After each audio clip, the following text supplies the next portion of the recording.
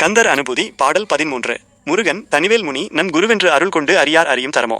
உருவென்று அருவென்று உளது அன்று இலது அன்று இருள் அன்று ஒளி அன்று என நின்றதுவே. பொருள் விளக்கம். இந்த பாடலின் ஆழமான பொருள் இறைவன் நம்முடைய அறிவுக்கு அப்பாற்பட்டவன் என்பதாகும். அருணகிரிநாதர் இந்த பாடலில் முருகப்பெருமானை எவ்வாறு அறிய முடியும் என்பதை விளக்குகிறார். முருகன் தனிவேல் முனி நம் குருவென்று, முருகன் ஒப்பற்றவேல் ஏந்திய முனிவர் நம்முடைய குரு என்று அருள் கொண்டு அறியார் அறியும் தரமோ. இறைவனின் திருவருள் துணையின்றி வெறும் அறிவை கொண்டு அவனை அறிய முடியுமா? முடியாது.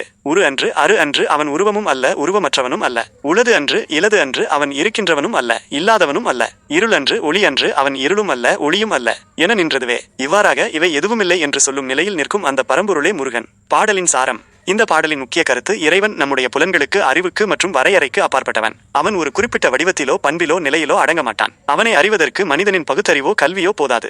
அவனது திருவருள் இருந்தால் மட்டுமே அவனை அனுபவபூர்வமாக உணர முடியும். அருணகிரிநாதர் இறைவன் வெறும் சொல்லால் விவரிக்க முடியாத, அறிவால் அளவிட முடியாத, அனுபவத்தால் மட்டுமே உணரக்கூடிய ஒரு நிலை என்பதை இப்பாடலின் மூலம் உணர்த்துகிறார்.